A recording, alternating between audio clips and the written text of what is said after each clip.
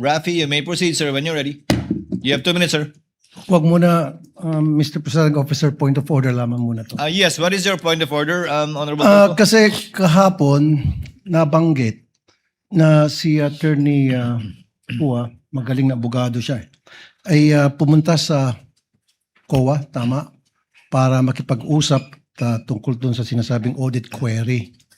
Now, hindi po pa conflict of interest yun para siya ay mag-represent dito ngayon sa ano natin, pinag-uusapang confidential funds when in fact, siya mismo pumunta doon sa COA office para makipag-usap sa kanila. What do you think, Mr. Presiding Officer? The respondent in this case, Senator Judge Tulfo, is the Honorable Vice President, Sara Zimmerman Duterte.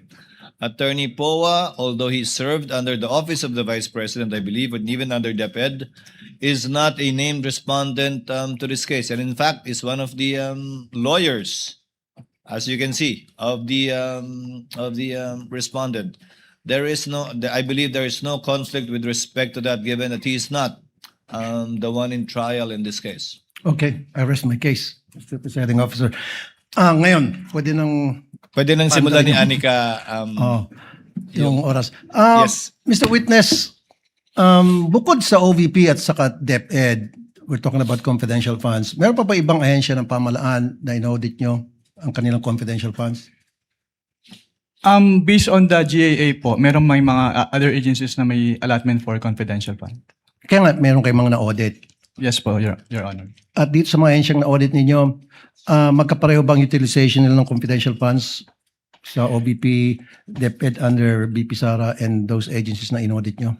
Yung utilization naman po ng confidential fund ay separate and distinct for every agency since yung kanilang utilization ay based on their mandate or operations. Okay.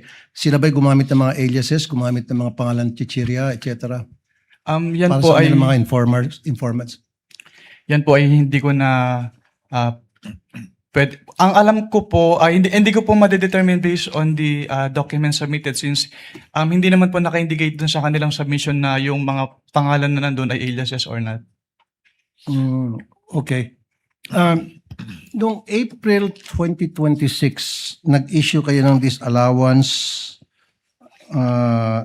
sa OVP and its officers para at the same time ipinasusoli nyo yung parte ng confidential funds.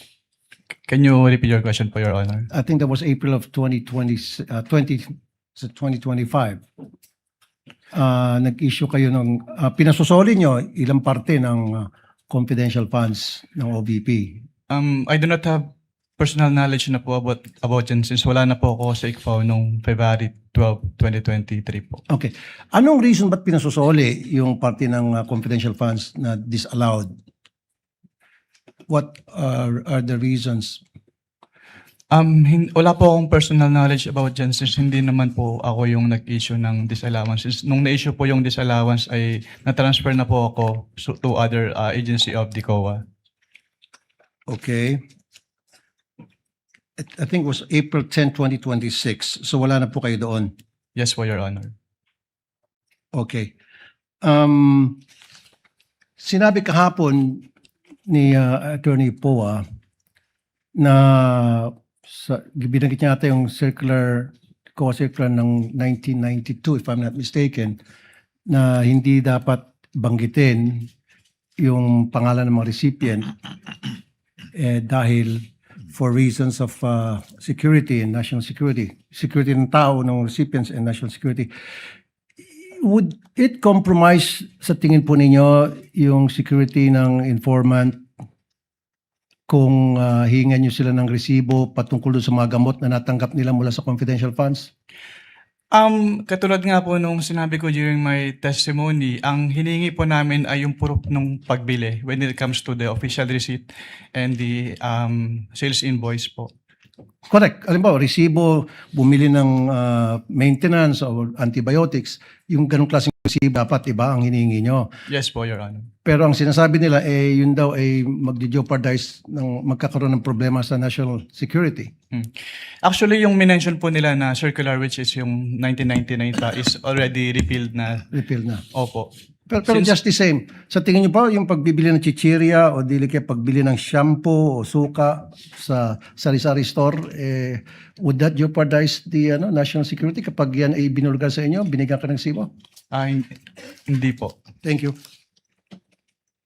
Thank you, Senator Judge Rafi Tulfo. Next to make his interjections would be Senator Bam Aquino. You are recognized, sir. You may proceed when you're ready. You have 2 minutes. Maraming salamat, Mr. Presiding Officer. Attorney, good morning. Good morning po, Senator. So, ang common understanding ho kasi ng confidential funds ay secret, pwedeng gamitin sa kung ano-ano, hindi pwedeng ibulgar sa publiko. Hindi po to totoo, no? Meron po talagang rules and regulations sa paggamit ng confidential funds. Yes po, Your Honor. Were you already part of the ICFAO in 2015? Yes po, Your Honor. So yung pinakitang memo nung 1992 at itong memo na pinag-usapan natin na circa 2015, parang magkaiba siya, no? Yes po, Your Honor. Do you know the reason why the rules changed with regard to the usage of confidential funds? Since yung paggamit po ng confidential fund at intelligence fund ay kailangan ng strict accounting and auditing rules. So, nagkaroon po ng circular para ma-ensure na yung paggamit po ay properly accounted at hindi po magamit for personal use or misuse. Yan yung laman ng memo. Pero ang tanong ko, do you know why it was changed? Kasi parang lumalabas magkaiba yung paggamit nito. If you look at the 1992 circular, iba sa 2015. Dun po kasi sa yung circular ng 1999, walang differentiation as to the CIF po. Pero dun sa 2015-01 kasi dun na in-specify na dapat yung confidential fund ay gagamitin lang sa ganito for civilian government agencies. Yung intelligence fund ay gagamitin lang ng uniform and military personnel as well as yung mga intelligence practitioners. Kumbaga, nilinaw nung 2015 circular yung paggamit at pag-liquidate. Yes po, Your Honor. And is there a new circular after 2015 or ito pa rin yung ginagamit ninyo? Yan pa rin po yung ginagamit, Your Honor. Okay, second question. Anong pinagkaiba ng AR sa OR? Ang OR po kasi, ini-issue po siya ng mga pinagbilhan na BIR registered. So, yung AR naman po, yun yung ginagamit ng agency para proof na binigay nila yung payment or payment dun sa tao na naka-receive noong payment. And it seems na mas katanggap-tanggap sa inyo yung OR kesa AR. Is that correct? Depende po yan, Your Honor. Kapag purchases po kasi, kailangan po talagang OR yung ibigay sa amin kasi doon po namin tinitignan kung yung ginawa, kung nag-purchase po talaga sila. Kasi official receipt, acknowledgement receipt, sabihin ng tao, pareho namang resibo, parehong receipt. Ano pinagkaiba niya? Yung acknowledgement receipt po kasi, ina-acknowledge doon nung recipient ng payment na natanggap niya yung payment. Pero yung OR po kasi, parang yun yung proof na nag-purchase si agency doon sa pinagbilhan nung item. Nung item. So pwede mong matrace. Kung OR, pwede niyong matrace. Yes po, Your Honor. Kung AR, pwede niyo po ba itong matrace o hindi na?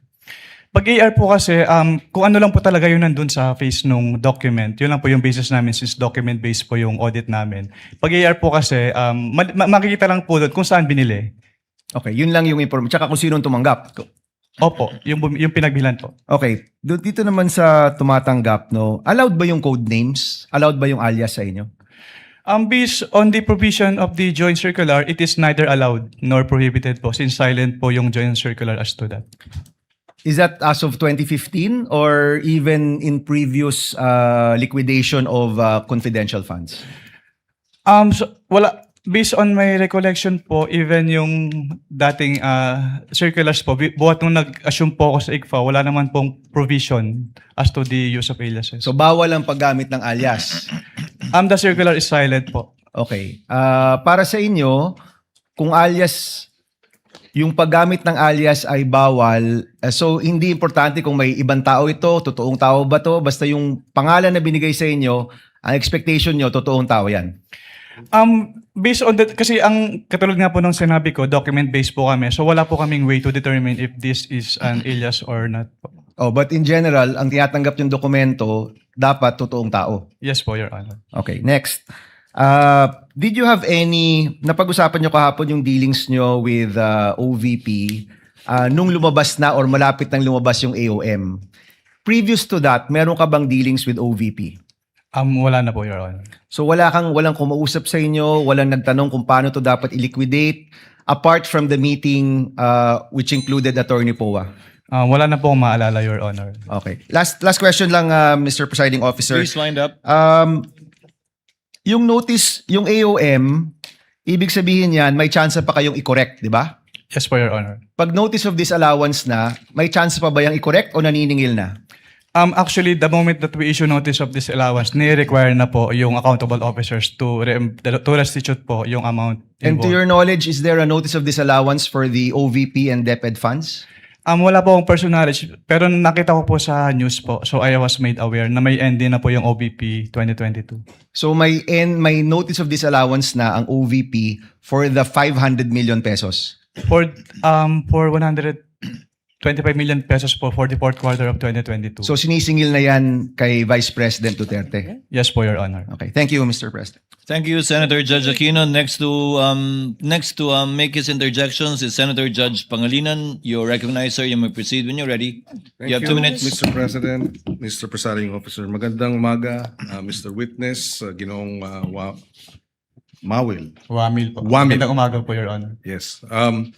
Nabanggit nyo sa inyong testimonya kahapon at nung isang araw na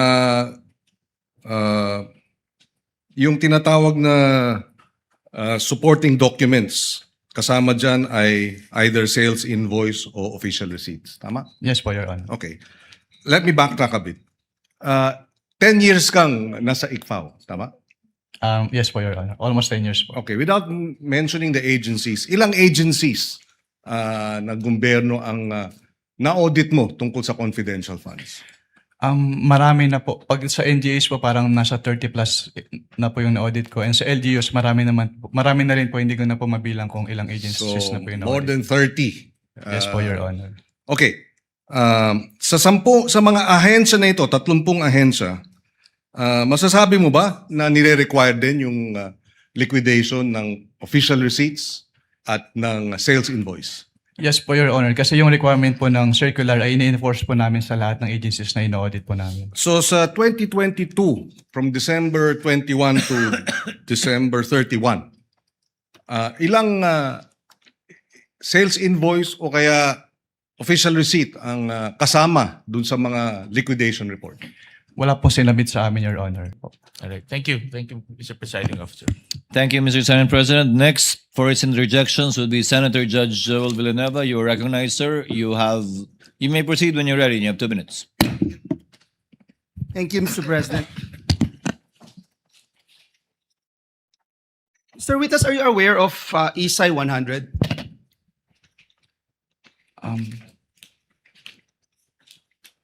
It's International Standards of Supreme Audit Institutions. I am aware po of ISAI, pero yung specific po na 100, hindi ko po ma-recall, Your Honor. Yeah, member po yung Pilipinas at they found on the word professional skepticism that requires an auditor to question records submitted but also to fairly consider yung agency's explanations and contrary evidence. Is that correct? Yes po, Your Honor.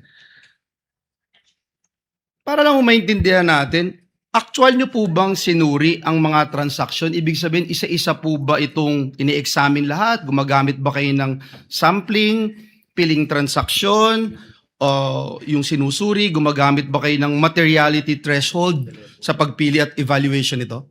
Hindi po, Your Honor. Lahat po ng documents ay ini-evaluate po namin. So lahat, meaning gusto kong maintindihan, dinutugma nyo po ba yung bawat transaction from original receipts, accomplishment reports at iba pa? Yes po, Your Honor.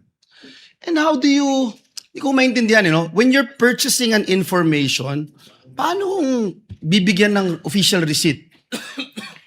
Your Honor, kapag, ang katulad nga po nung sinabi ko kanina, kailangan ng official receipts kapag binili po mismo from the supplier. So, ibig sabihin sa supplier lang. Sa tao, hindi kailangan ng resibo. Yes po, Your Honor. Malinaw po yon. Pag sinabi pong resibo, OR po. Pero pag purchase of information, inaalaw po namin yung acknowledgement receipt po. So, you allow acknowledgement receipt. Dahil information yung binili, wala namang industriya na nagbibigay ng resibo for information that they're selling. Yes po, Your Honor. Sa madaling salita po, yung findings po ba ninyo ay batay lamang sa deficiencies in the documents submitted o nakukumpirma nyo rin po na sa pamamagitan po ng inyong independent verification? Ang audit po kasi namin ay document-based. So kung ano po yung nilalaman ng documents vis-a-vis yung provisions ng joint circular, yun po yung nagiging basis for our findings po. So hanggang dun lang sa dokumento na ibinigay, wala na po kayong ibang ginagawa to go out of your way and do your independent findings. Yes po, Your Honor. Ngayon po, Mr. Wamil, Attorney Wamil, para malinaw po sa atin, kayo po ba mismo ang nag-audit nitong bawat transaksyon at naghanda ng initial findings o mayroon po kayong team? Ako lang po, Your Honor. At kayo lang po ang nagre-review nito bago maging final report? Hindi po. Meron po akong divisionship. Siya po yung nag-review, Your Honor. At dun po sa proseso yun, ano-ano ho yung material findings, recommendations, and conclusions na maaring idinadagdag o inaalis o binabago ng inyong ino-audit? At bakit po? Actually, yung laman po nung na-issue ng AOM, kinumpare ko po yun sa aking draft at parehas naman po. Sorry. Pakiulit po. Yung in-issue po namin na AOM po kasi, kinumpare ko po yun sa aking draft at parehas naman po yung substance nung AOM. Mr. Wamil, from AOM to notice of discrepancy, suspension, I mean, and then notice of disallowance. Yes po, Your Honor. Ano po yung mga nabago dun? Kapag AOM po kasi, parang nire-require po namin, based on the joint circular. Sir, ang question ko po, ano po yung nabago? Ibig sabihin from AOM, nabago po, di ba? Kasi binanggit nyo sa kanila, ito yung hinahanap namin. Yes, Wala pa rin po. Nag-issue na ho kayo. Sa pangalawang stage, nag-issue na po kayo ng notice of suspension. Yes po, Your Sa pangatlong stage, nag-issue na kayo ng notice of disallowance. Dun sa stages po na yon, marami po bang nagbago? Para ho kasing sinasabi natin dito, hindi pa rin po sila sumunod sa pangatlong pagkakataon, sa ikatlong stage. Yes po, Your Honor. Actually, ang na-issue ko lang po ay hanggang notice of suspension, pero discuss ko na lang po din yung contents ng notice of suspension. Una po... Sige po, from AOM to notice of suspension. Ay, sige po. Yes. I'm winding up, Mr. President. It's the same question that I'm asking because we don't want to talk about the notice of disallowance. From AOM to notice of suspension. Okay po, Your Honor. Since nung nag-issue po kami ng AOM, wala pa silang documentary evidence of payments. So, sinabit lang po nila yung documentary evidence of payments sa ICFAO upon receipt na nila nung kanilang AOM. And then, dun po sa aming notice of suspension, upon evaluation of their responses dun sa aming AOM, at kasama na rin po dun yung documentary evidence of payments. So, doon na po namin nakita yung mga payment of rewards na cash, medicines, and in various goods. Tapos, nakita din po namin yung mga purchases nila na walang official receipts or sales invoice na supporting document. And then, yung mga date po ng payment ng kanilang acknowledgement receipts ay naka-date po ng December 2023 at yung iba po ay walang date. And then, Your Honor, may I be allowed po to refer to the NS for the... Thank you, Mr. Presiding Officer. This is very important because it shows that the agency were given chances, 3 stages para mag-submit ng hinihingi po ng ating COA. Kindly wind up, Senator Yes, Judge this is Joel the last Villanueva. question, Mr. Presiding Officer. Thank you.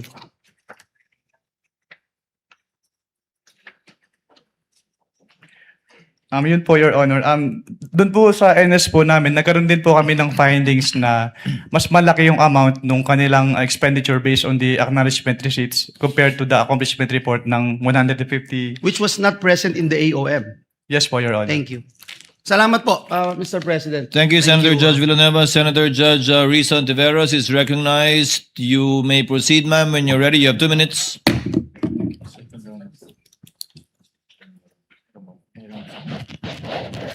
Salamat po, Mr. Presiding Officer. Yeah. Mr. Witness, para klaro po sa mga nanonood, kapag pinag-uusapan po yung confidential and intelligence funds, chinecheck pa rin po ng COA kung paano ginastos yung pera. Tama po ba? Yes po, Your Honor. Okay, so ibig sabihin, kahit confidential ang tawag sa confidential funds, kailangan busisiin pa rin yung pinagkagastosan. Tama po? Yes po, Your Honor. Kasi public funds po siya. Kasi public funds. Okay. Ngayon, yung mga resibo na hinihingi nyo sa COA, again, para sa mga nanonood, para saan ba talaga yung mga resibong iyan? Kailangan po kasi naming malaman kung talagang bumili po sila nung kanilang mga binili, Your Honor. Okay. Kailangan malaman nyo kung talagang binili Yes po. yung sinabing ibinili. Opo. At At doon lang po namin makikita yun sa official receipt or sales invoice po. okay, OR o kaya sales invoice. At hindi lamang sa mga AR. Yes po, Your Honor. Okay. Unless nga para dun sa pagbili o pagpabayad ng information. Yes po, Your Honor. So, importante talaga na makapagsumite ng mga dokumento at resibo ng mga di umanong pinagkagastosan. Yes po, Your Honor. Okay. Sa kaso po ba ng OVP at ng DepEd, nakapagbigay po ba sila ng mga kompletong dokumento at resibo na hinihingi ng COA? Ang tanging period lang po na, sa pagkakalam ko na mayroong documentary evidence of payments based on may stay sa ICFAO o yung fourth quarter of 2022 at based po dun sa kanilang documentary evidence of payments for that period, wala po silang sinamit na official receipt or sales invoice, tanging mga acknowledgement receipts lang po. Okay. So yung mga supporting documents na required, hindi ko po pwedeng tanungin kung kaagad nilang naibigay dahil hindi po naibigay yung ibang supporting documents. Yes po, Your Honor. Ni isa po within any time period after na dapat nilang sumitihin yan. Yes po, Your Honor. Okay. So, hindi ko rin kailangan tanungin kung kumpleto ba ang ibinigay dahil hindi ba kumpleto ang ibinigay nilang mga dokumento at resibo? Pwedeng pa ulit po ng tanong. Kumpleto ba o hindi kumpleto yung ibinigay nilang mga dokumento at resibo? Hindi po kompleto, Your Honor. Hindi kumpleto. Now, according to the joint circular, kailangan ng evidence of success for rewards payouts. So, itong tinatawag na evidence of success for rewards payments, naibigay po ba ito ng OVP? Hindi po, Your Honor. Naibigay po ba ito ng DepEd? Katulad nga po ng sinabi ko, yung sa OBP lang po yung may DEPs na naabutan ko. Alright. Pero hindi po naibigay ng OVP yung evidence of success for reward payments. Opo. Pero i-clarify ko lang din po, since ako po yung nag-initially evaluate noong first and second quarter ng DepEd, based po dun sa aking mga na-evaluate na documents, wala din po silang sinubmit na documentary evidence of payment. Documentary evidence na of success of the surveillance activities or information gathering activities po. Okay. At sa simpleng salita, bakit importante itong evidence of success sa rewards payments? Diyan po kasi malalaman kung valid ba yung naging payment nila ng rewards po. So kasi dito sa acknowledgement receipt, makikita natin marami-rami po ito, no? Nakalagay na kapag claim sila ng reward. So huling tanong ko sa inyo, Mr. Witness, sa round na ito, ibig sabihin sa itong evidence of success for rewards payments, patunay na meron tayong napala. Merong napala ang gobyerno sa mga operasyong iyan. Yes po, Your Honor. Kaya po namin ni-require na i-submit po yun. Alright. Salamat, Mr. Witness. Salamat po, Mr. Presiding Thank you, Officer. Senator Judge Ontiveros. Before recognizing the Honorable Padilla, Chair, yes, Senator Lacson, after Senator Soto, I believe. Chair would like to inform the councils for the parties that you may take your seat unless a question is thrown at you by a Senator Judge so that you can relax. It goes for both parties. Thank you, Your Honor. Thank you, Your Next to interpolate, Senator Judge Padilla. You may proceed when you're ready, sir. You have 2 minutes. Maraming salamat po, Ginoong tagapamahal ng hukom. Meron lang po ako mga tanong. Maiksi lang po ito. Saan po kayo pinanganak? Sa Nueva Ecija po, Your Honor. Nueva Ecija. Opo. Saan po kayo nakatira ngayon? Sa Manila po. Manila. Saan po kayo nag-aral? Central Luzon State University po, ng accountancy, and then Saan Arellano po, University ng Juris Doctor po. Okay. Saan po kayo nakaikot na sa bansa natin? Nakaikot na po ba kayo ng Mindanao, sa Bicol? Marami na po akong naikutan, hindi ko na po maalala lahat, Your Honor. Opo. Kayo po ba yung nakarating na sa BARM? Yes po, Your Honor. Opo. Saan po sa BARM? Sa Sulu? Sa Basilan? Maguindanao? Hindi niyo po matandaan? Hindi Maubos ko po po yung oras ko. matandaan, Your Honor, kung saan. Bicol po. Nakaikot na po kayo sa Bicol? Yes po, Your Honor. Saan po sa Bicol? Sa Camarines Norte? Sa Camarines Sur po. Sur? Sa Norte, hindi pa po.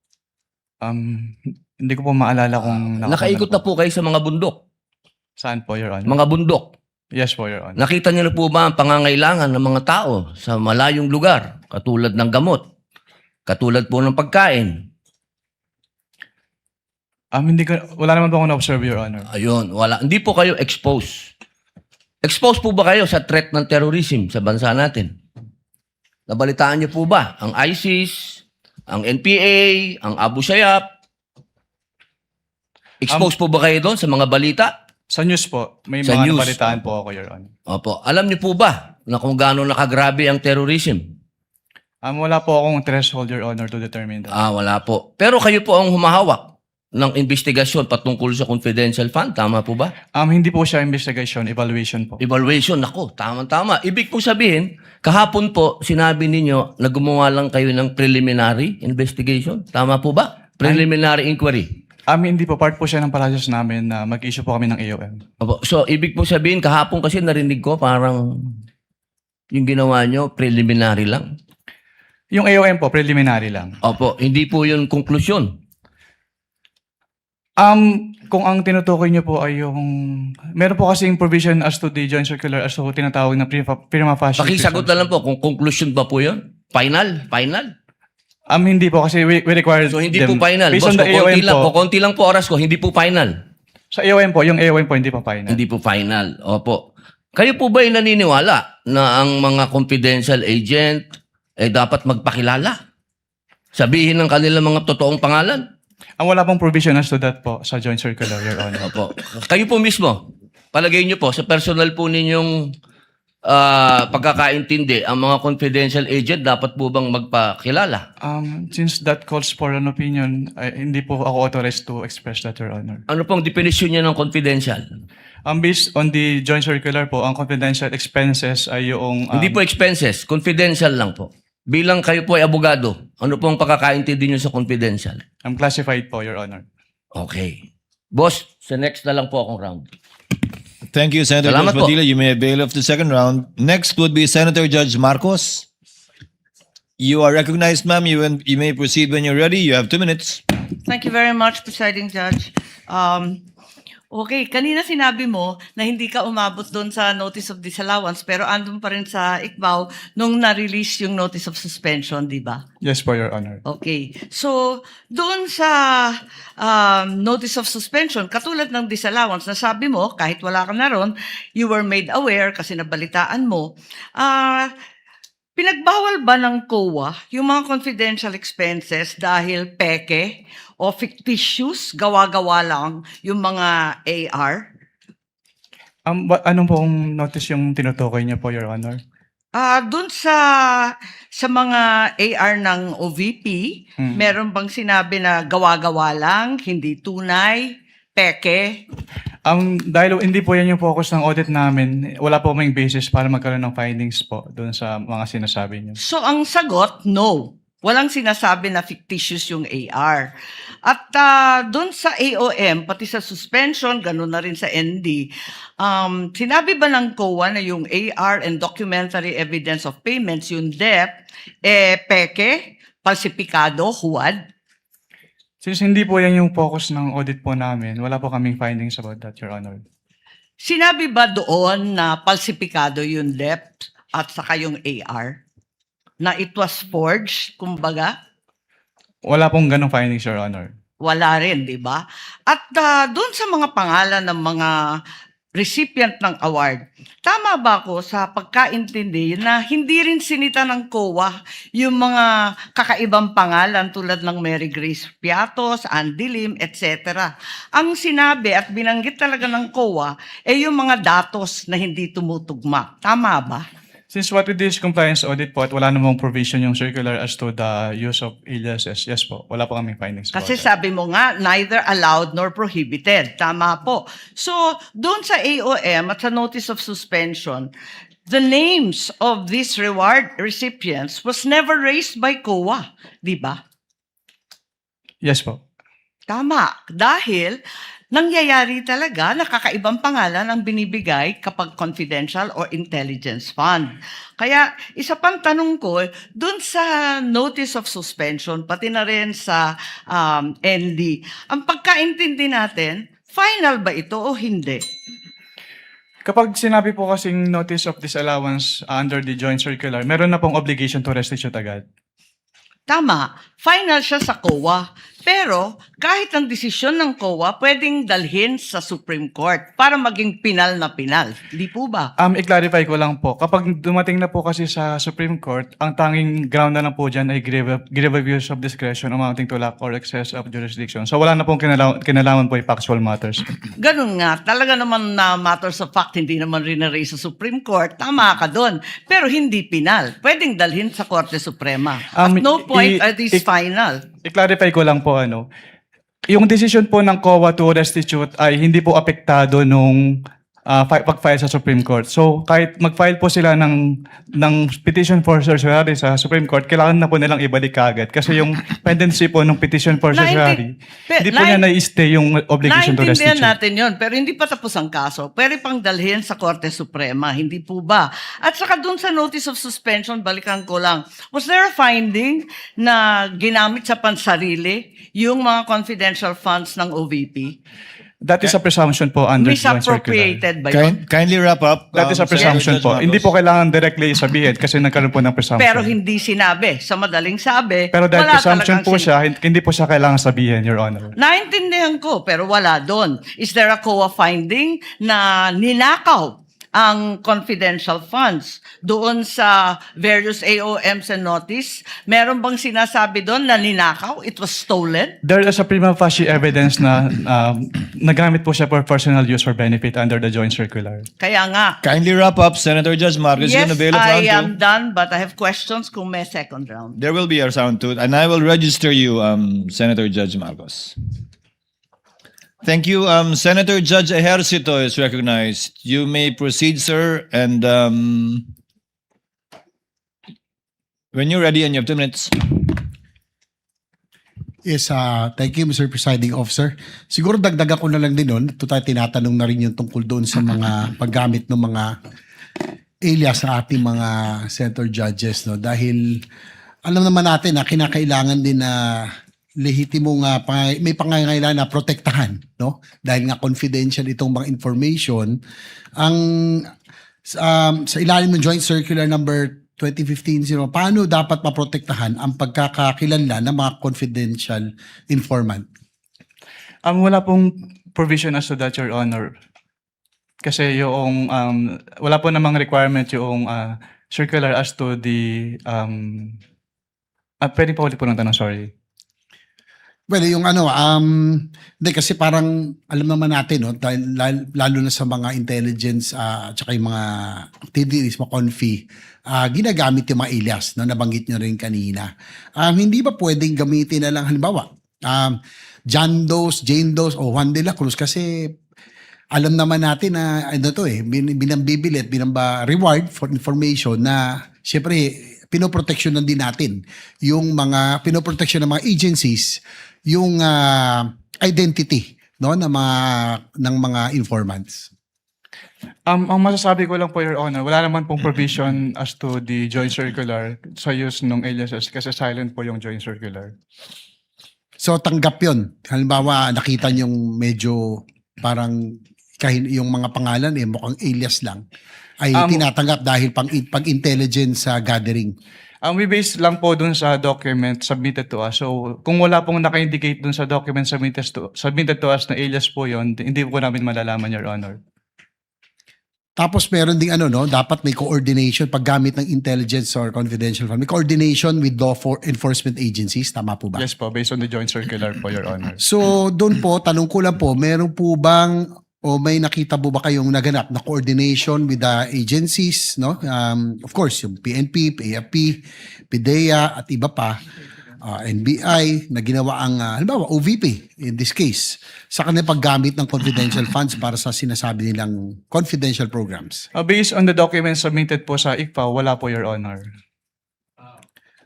Dahil sinasabi ng joint circular, kung di ako nagkakamali, na kailangan may proper coordination ang paggamit ng confidential funds with these law enforcement agencies. Yes po, based po on the joint circular, Your Honor. Isa ba ito sa mga findings ng COA sa IOM o sa audit observation memo or notice suspension or notice of disallowance na inilabas laban sa OVP, yung walang coordination?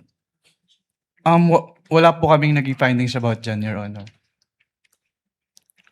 Last, Mr. Presiding Officer, doon sa course ng iyong audit, Mr. Attorney Wamil, did you see any evidence o may ebidensya ba kayo na si Vice President personally ang tumanggap, ang nakakuha o nagbenepisyo doon sa Confidential Intelligence Fund? Based on the documents po, wala po, Your Honor. Wala po akong personal knowledge about that po. So para sa record, for the record, just last point, Mr. Presiding Officer, sa pagkakaroon o kawalan ng ebidensyang nagpakita ng personal na pagtamanggap na kinabang ba ang isang opisyal ng pamahalaan sa pondong bayan ay sapat na? O upang matukoy kung may umiiral na pananagutang administratibo, civil o kriminal? Under the joint circular po kasi, since si OBP po, si head of the agency po yung may responsibility to oversee kung paano gamitin yung confidential fund and to ensure yung compliance nila dun sa joint circular, then the accountable person din po si head of the agency, Your Honor.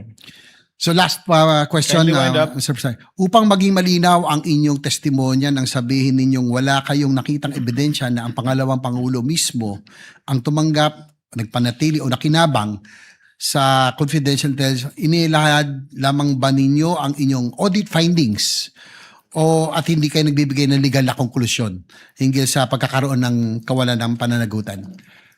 Is it based on your audit findings or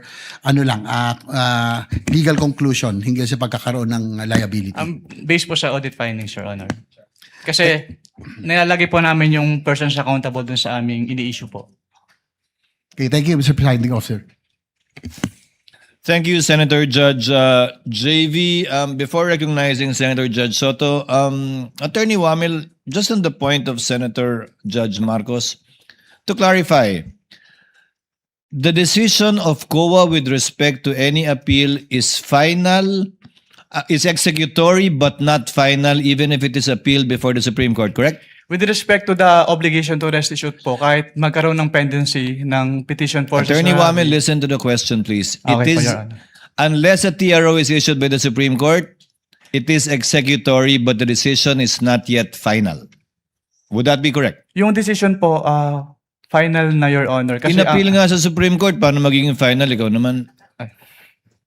A decision of the COA executory na po, Your appealed to Honor. the Supreme Court is executory unless a TRO is issued but is not yet final. Yes po, Your Honor. That is a correct statement. Opo. Thank you. Senator Judge Soto, you are recognized, sir. You may proceed when you're ready. You have 2 minutes. Thank you, Mr. President, Mr. Presiding Officer, Mr. Witness.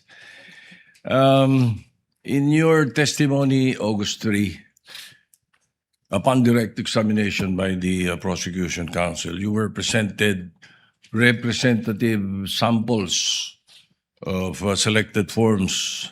The question 845 acknowledged receipts, if I remember it right. Correct ba yun? Yes po, Your Honor. All right.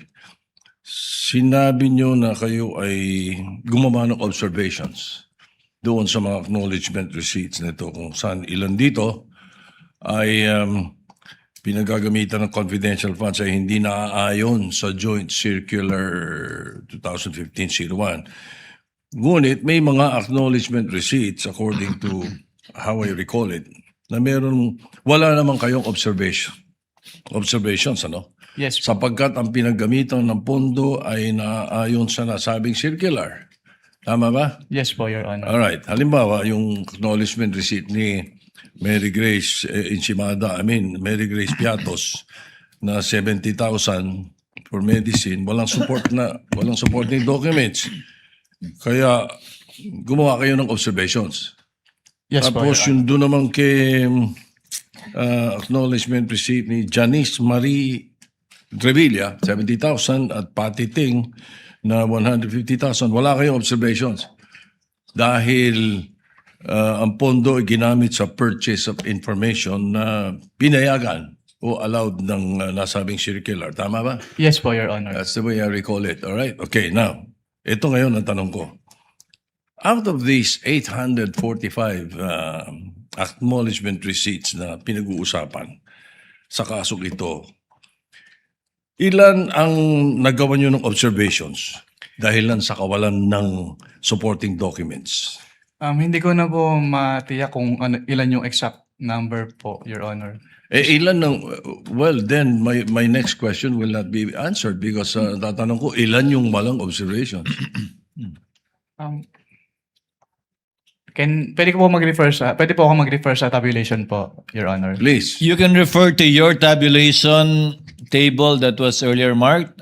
Assisting counsel, can you show him the previously marked evidence pertaining to his tabulation or summary?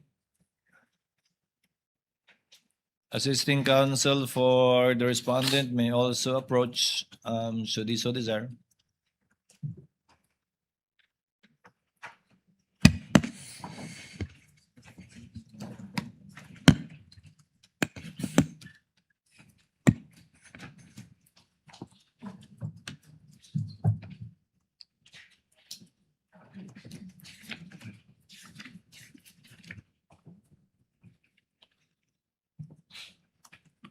Your Honor, I'll have to count po since wala pong summary dito. What do you mean? You have to count the 845. Yes po, Your Honor. Wala kang percentage man lang. Since personal notes ko lang po ito, Your Honor, raw tabulation lang po siya. So you would not have a... Gano'ng katagal nga abutin niya kung bibilangin mo?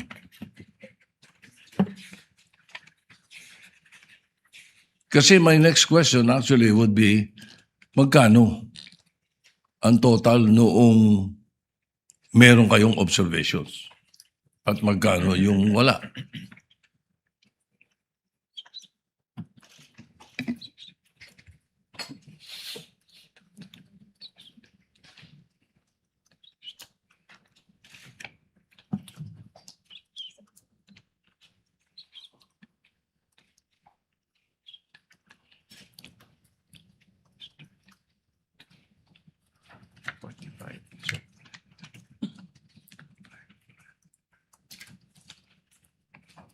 If the chair may assist, Attorney Wamil, look at your notice of suspension.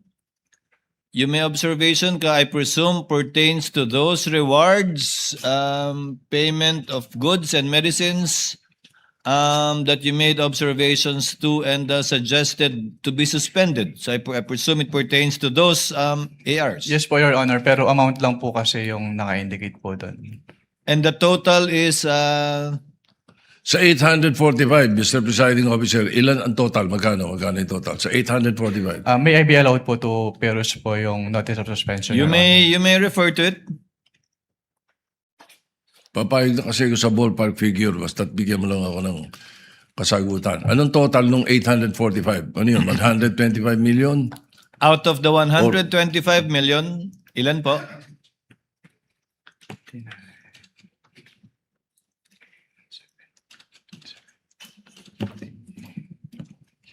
Your Honor, please. Let's wait for the witness counsel to answer. He's referring to your marked exhibit, the notice of suspension. I believe it's on the first page, Attorney Wamil. Sa first page po, with respect to the payment of rewards po, 59,787,000 pesos po, Your Honor. With other purchases naman po, umabot po siya ng around 15 million pesos, Your Honor. So ilan yung walang observations? Wala kayong observations. Bali, ang total po ng may observation namin ay around 75 million pesos po, Your Honor. 75 million sa may observations. So around 50 ang mga walang observations. Ganun ba?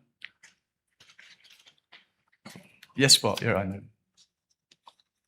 And all right. So that is for the 125.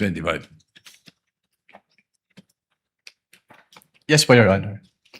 I don't have any time anymore. So it's okay. Thank you. Thank you, Senator Judge Soto. Senator Judge Lacson may proceed with his interjections when he's ready. You have 2 minutes, sir. Thank you, Mr. Presiding Officer. Good morning, Attorney Wamil.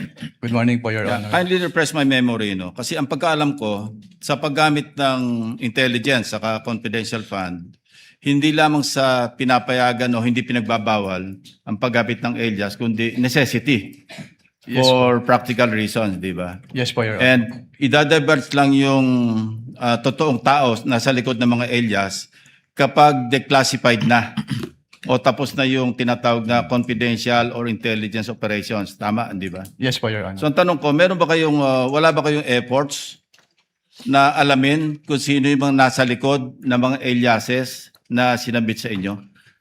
Since document-based lang po kami, Your Honor, hindi na po. Wala na po kami. Yan ang susunod yung tanong. Ano? Bakit paper audit lang kayo? Wala kayong physical? Parang bitin yung inyong pagsasagawa ng audit. Kasi paano nyo malalaman kung legitimate yung pumirma doon sa acknowledgement receipts kung hindi nyo inaalam kung meron bang totoong tao na nasa likod noong mga aliases na yon? Opo. Since what we do po in ICFAO po is compliance audit lang po, Your Honor. So kung ano lang po talaga yung provisions na nasasaad dun sa joint circular, yun lang po talaga yung ginagawa namin, Your Honor. That brings me to my next point. Baka pwedeng i-recommenda mo na i-amend nyo yung inyong JMC. Yung ibang ahensya na ino-audit ninyo, gumagamit rin ba sila ng alias?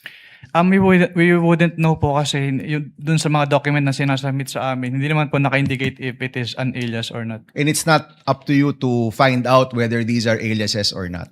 Yes po, since wala naman pong provision dun sa joint circular, Your Honor, with respect to the Okay. aliases. So itong paggamit ng alias, to your knowledge, hindi nyo alam sa mga ino-audit ninyo, but to your knowledge, gumagamit ba ang ibang ahensya ng mga alias? I wouldn't know po since katulad nga po, hindi naman po bukod dun sa sinasubmit nilang documents, wala pong naka-indicate na yung name ay alias po. And the position of COA is hindi ito bawal pero hindi rin to pwede. Yes po, kasi silent po yung joint circular, Your Honor, as to that. Okay, but your appreciation is totoong tao ito. Kasi may pirma. Tama ba? Lahat ba ng AR may pirma? Sa pagkakaalam ko po ay meron naman po. So kung alias at di ko naman pangalan to, pipirmahan ko pa rin. Or pag alias ba ay dapat wala nang pirma?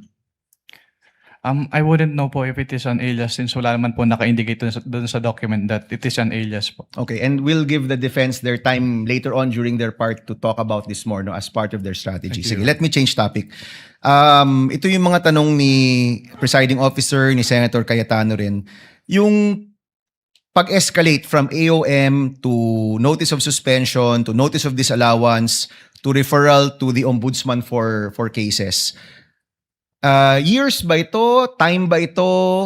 Oras ba ito? Ano yung decision point ninyo para iakyat to the next level yung or i-escalate to the next level yung mga utos ninyo? May clarify po kung ano po yung next level po. So from AOM to NS and NS to ND, and ND to referral to OMB. Kapag AOM po, meron po silang 15 days to reply to the AOM. Tapos kapag hindi pa rin sila compliant with the findings po, that's the time that we issue a notice of suspension. At kapag nakareceive po si agency ng notice of suspension, meron po siyang 90 days within which to comply.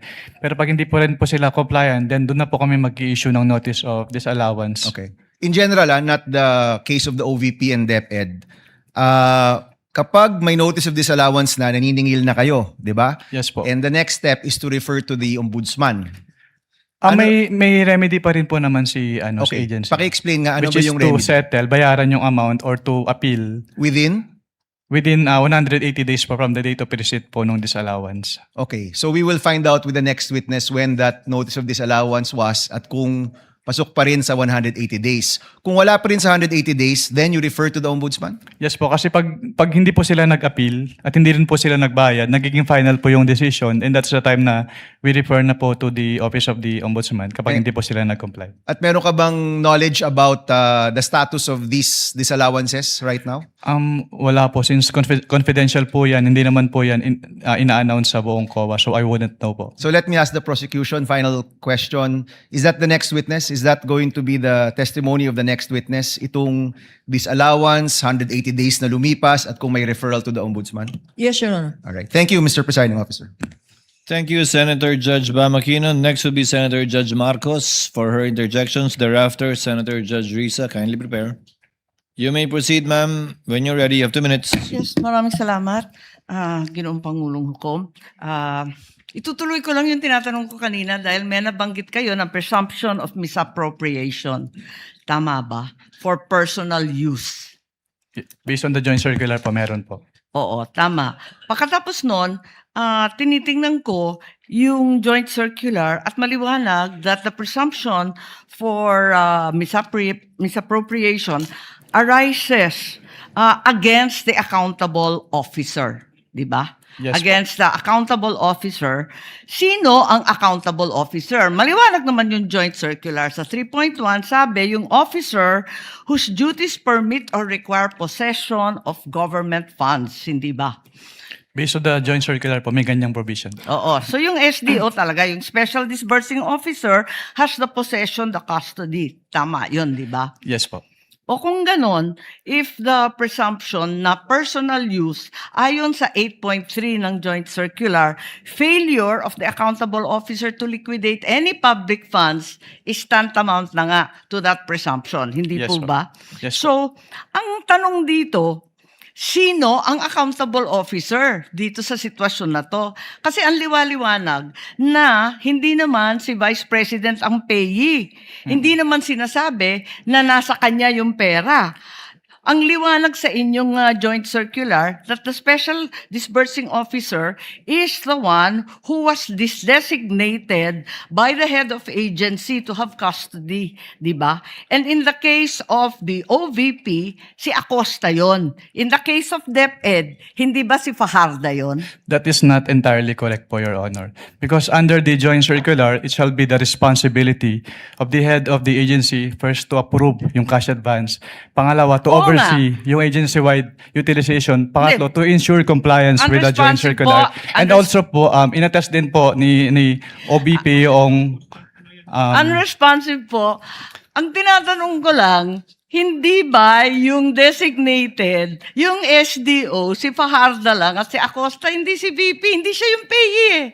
Ang liwaliwanag. pero ang sinabi niyo po kanina yung accountable officer. Kaya nga, so yung accountable officer, yung SDO, nasa JCD Hindi lang po yan si SDO po yung accountable Hindi, officer, or, Your Honor. ang sabi doon, head of agency or person designated. Oo, ang liwanag sa definition ng joint circular. Mag-yes or no ka lang, kanina ka pa inaaway mo ko lagi. Sorry po, Your Honor. But hindi po ako pwedeng mag-answer categorically since yun nga po yung provision But it's categorical. na yes or Why don't either you go yes back or to your either joint no po. circular? Yo po. Kapag sinabi po kasing Doon categorical, sa it's either yes definition, po. ang or- liwaliwanag, SDO kapag na-designate ng head of office, di ba?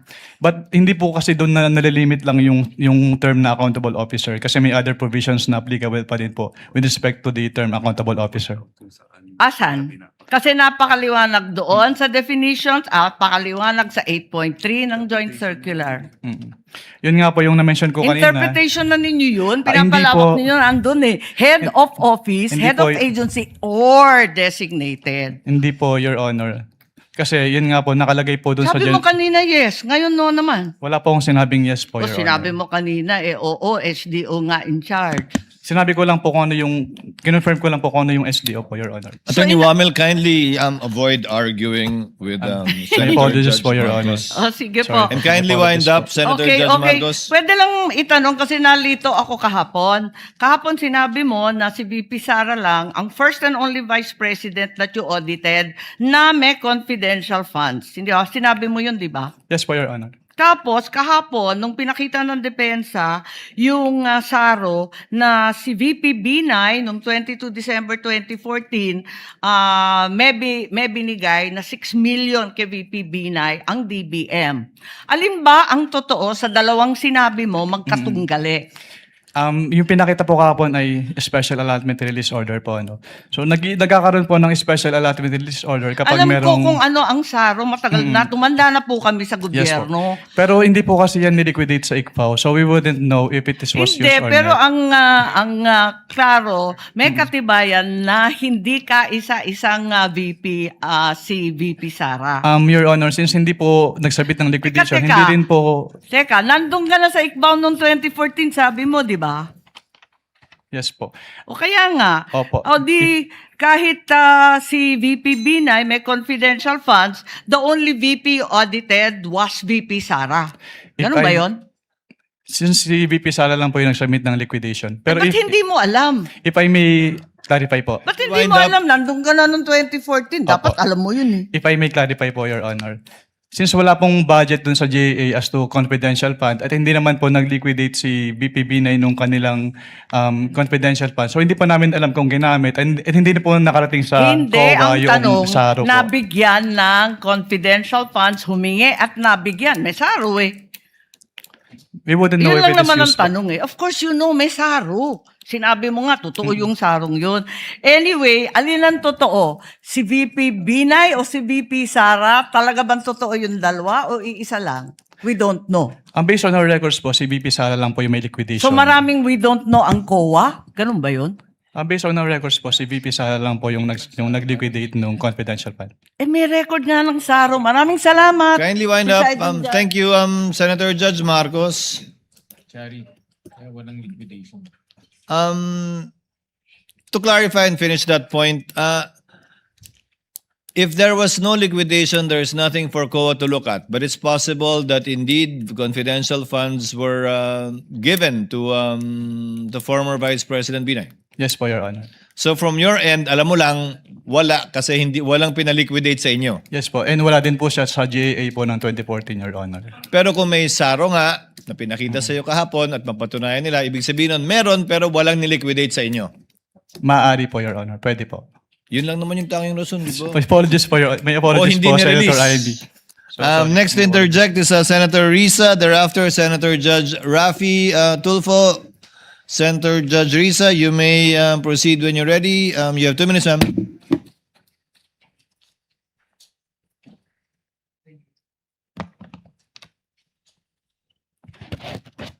Salamat po, Mr. Presiding Officer. So, to clarify further and confirm, hindi nagbigay ng evidence of success si Vice Presidente, pero lumabas ang pera at marami ang nakatanggap ng reward. Tama Based po? on the documents po, Your Honor. Yes po. Yes, based on the documents.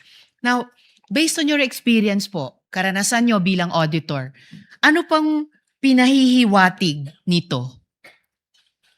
Pwede pong pakiclarify Ano po yung pinahihiwatig na hindi nakapagbigay ng patunay ng success ng intelligence or surveillance operations, pero maraming lumabas na pera at maraming tumanggap ng reward? Mm. Ang ibig sabihin po niyan ay hindi po nag-comply yung OBP po dun sa requirements ng Joint Circular. Okay, so yun ang pahiwatig sa inyo sa karanasan nyo bilang isang auditor. So, ngayon na wala nga yung evidence of success. Matitiyak pa ba ng COA na yung pabuya ay talagang napunta dun sa mga informants? Hindi po, Your Honor. Hindi nyo mapatutayan. O sige, pumunta naman tayo dun sa gamot. No? Di umanong gamot ang ibinigay na reward. So muli, sa karanasan po ninyo sa ICFAO, and based on your expertise, normal po ba iyon na gamot ang kapalit ng intelligence information? Hindi po siya normal po, Your Honor. Hindi normal. Naranasan nyo na po ba ito dati na gamot ang bayad para sa impormasyon? Hindi pa po. First time po dun sa may OBP po, Your Honor. Okay, first time po dito sa OVP. At ito pa yung palaisipan, kung may sakit talaga yung tao, naimbestigahan niyo po ba sa ICFAO kung bakit kailangang magbigay muna sa ng intelligence information bago siya bigyan ng gamot? Hindi po, Your Honor. Hindi nyo naimbestigahan. So bilang auditor, ito po ba ay ifa-file sa ilalim ng pabuya o sa ilalim ng ayuda? Pwede po kasing tingnan yan. Kasi since document-based po kami, pwede po siyang tingnan as payment of rewards, pero pwede rin po siyang tingnan as provision of medicine. So pwede rin tignan as provision of medicine. So pwede rin siyang tignan na ayuda. Kung Hindi yun po yung pabuya. ibig sabihin ng provision of medicine, pwede rin po. Pwede rin. So kasi, paano yun?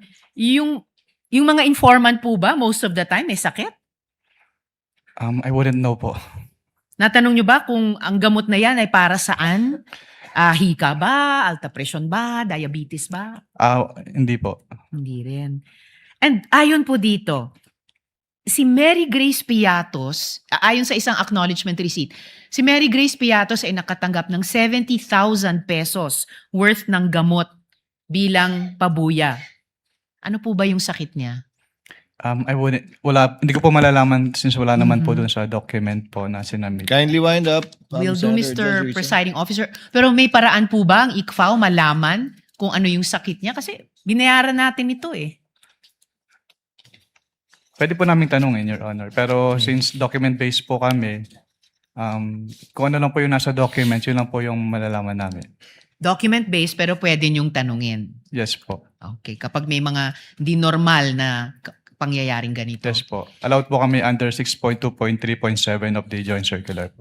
Okay. Salamat, Mr. Witness. Salamat, Mr. Presiding Officer. Thank you, Senator Judge Risa. Mag-round 3 po ako kung meron po. Salamat.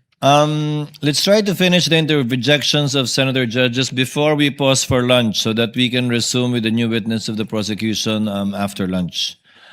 Senator Judge Rafi Tulfo is recognized. Thereafter, Senator Judge Villanueva for the availment of round 2. You may proceed, sir, when you're ready. You have 2 minutes.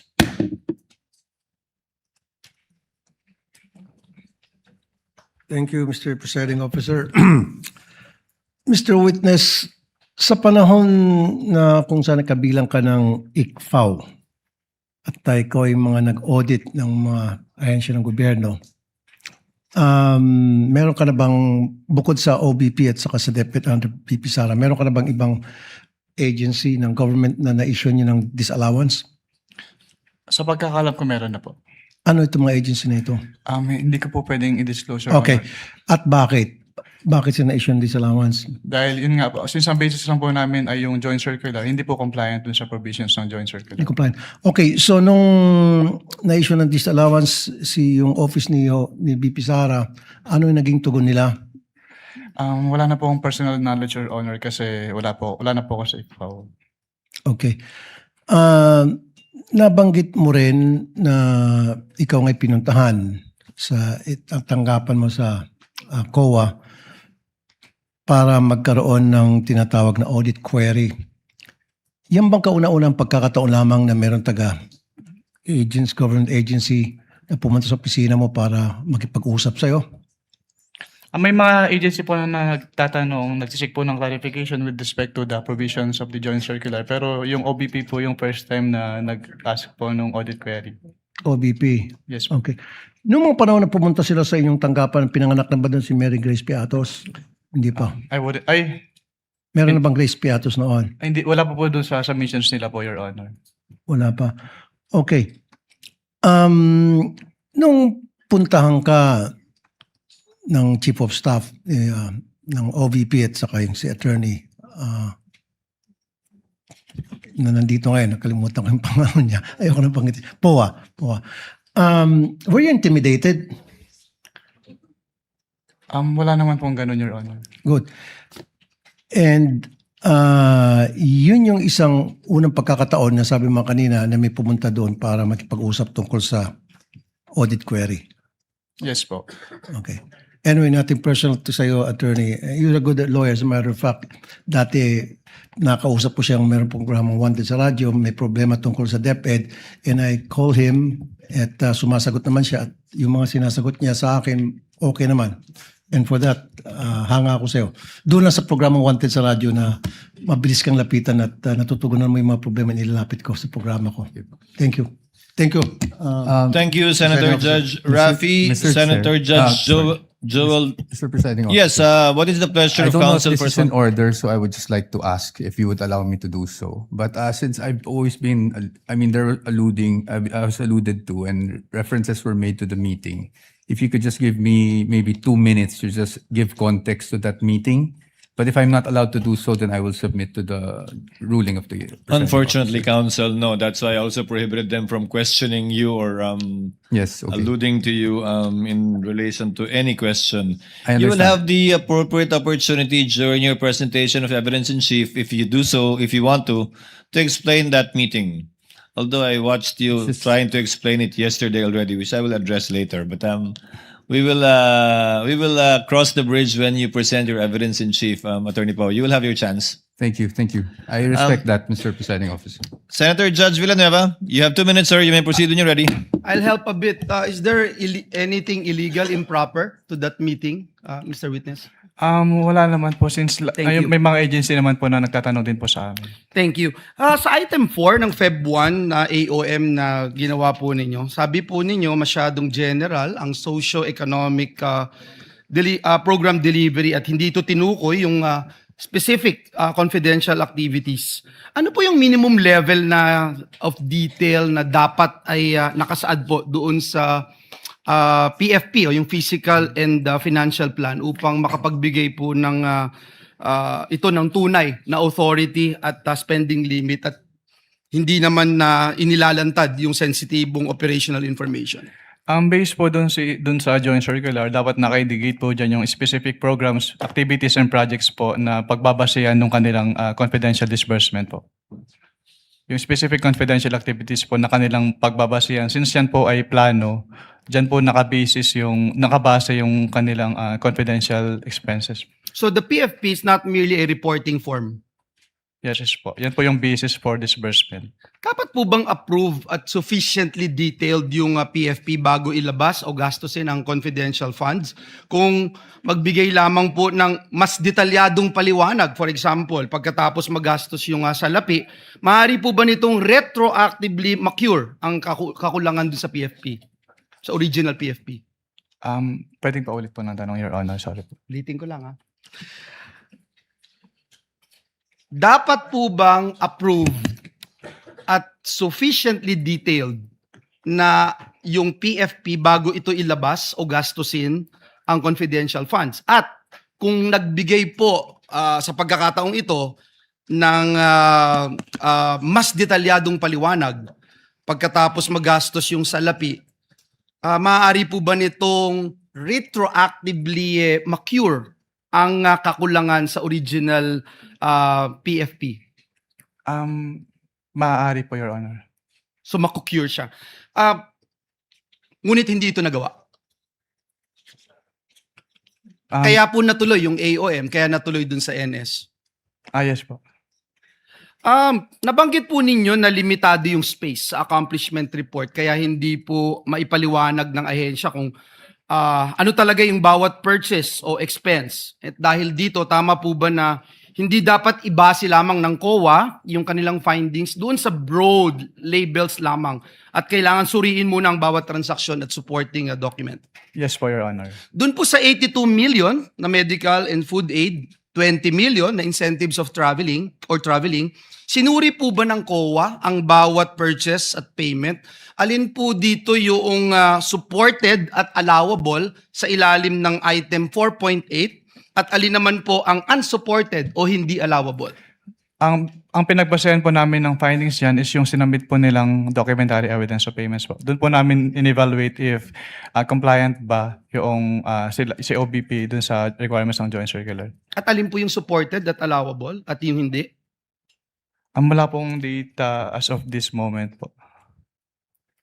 So you agree, sir, yung broad labels ng medical and food incentives do not by themselves show the nature. May apologies, Your Honor, pero yung sinabi niyo po pala na provision of medical and food data, yung payment of incentives or traveling are per se, hindi po siya among the allowable expenses po. Yun yung tanong ko. Under Thank you.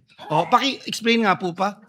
Dahil yung enumeration po under 4.8 na allowable expenses ay exclusive po. So kapag hindi po kasama doon yung kanilang expenditure, hindi na po siya allowed as confidential expenses po.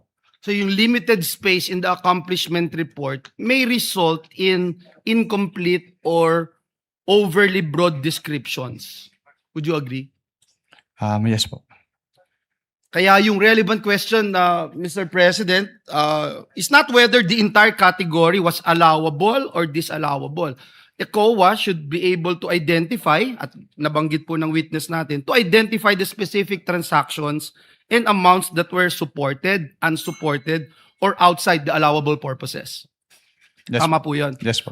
Magwawakas lang po ako, Mr. Presiding Officer, by saying, again, and I pounded this a while ago, importante na may independent, verifiable powers ang COA, hindi lamang dun sa documents na sinesend po sa kanila. Just to share my experience when I was in TESDA, dun sa, before the AOM came out, yung pong scholar, for instance, tinawagan po yung scholar, hindi ho makontak, nagpalit ho ng telephone number. Sabi, ghost na agad. So, ang hirap po nun. But dun sa AOM, na-approve, kaya hindi nag-issue ng notice of suspension because natuntun yung scholar. So, I hope that is very clear and would help our Commission on Audit in doing their job more efficiently. Thank you very much, Mr. Witness. Thank you, Mr. Presiding Officer. Senator Judge Lacson, for his interjections, you may proceed when you're ready, sir. You have 2 minutes. Within 2 minutes. Thereafter, Mr. Presiding Senator Officer. Judge Padilla. What is your level or security clearance level? Top secret being the highest, access sa documents saka information, restricted being the lowest. Meron ka ba security clearance na nag-grant o na-issue para sa'yo? Wala naman. Well, you know, I assume na mataas yung security clearance mo kasi ang hinahawakan mo, ino-audit mo, confidential information, confidential funds, di ba? Yes po, Your Honor. So I wonder why wala ka security clearance. Kasi paano ka mag-audit? Kasi pag may intelligence project, naka-vault yan eh. Lahat ng aliases, yun ang nakalabas. Pero yung tunay na identities corresponding to the aliases, naka-vault. Pag declassified na, terminated na yung program, yung activity o yung project, intelligence project, pwede na ilabas yun kasi declassified na yun. So kung wala kang security clearance, paano ma-access? Yung tulad na sinabi ni Senator Subiri, quarterly, nagpapadala sa Senate President, Speaker of the House, ng intelligence and confidence. Paano ginastos? Kasi may oversight powers kami, di ba? So paano ka makakapag-audit properly kung hindi mo alam yung nature ng intelligence project or operation? Kaya kanina tinatanong ko, yung bang evidence of success per activity, ano ba, after surveillance report. And mind you, you cannot call it successful kung negative yung surveillance. Wala nakita eh, pero gumastos ng pera yon.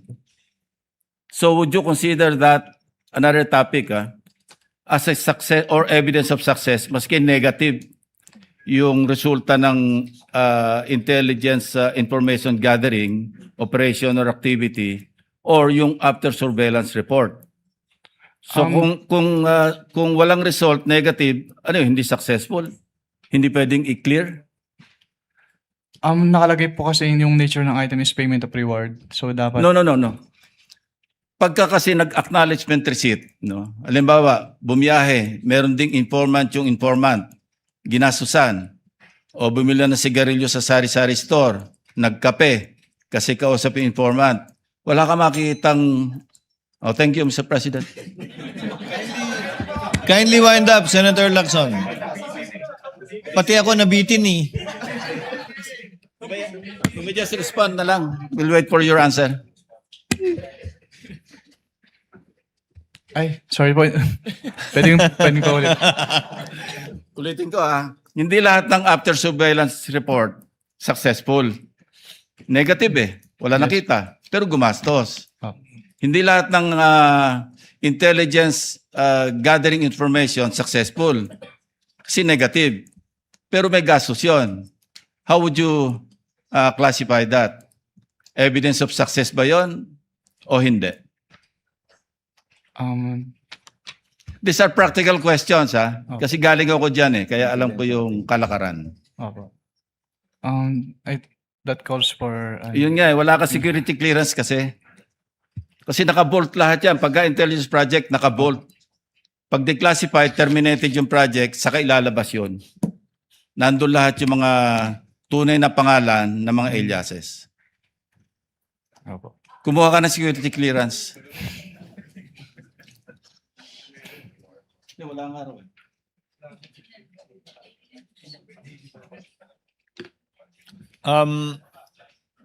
Next to interject would be Senator Judge Padilla. You may proceed when you're ready, sir. You have 2 minutes.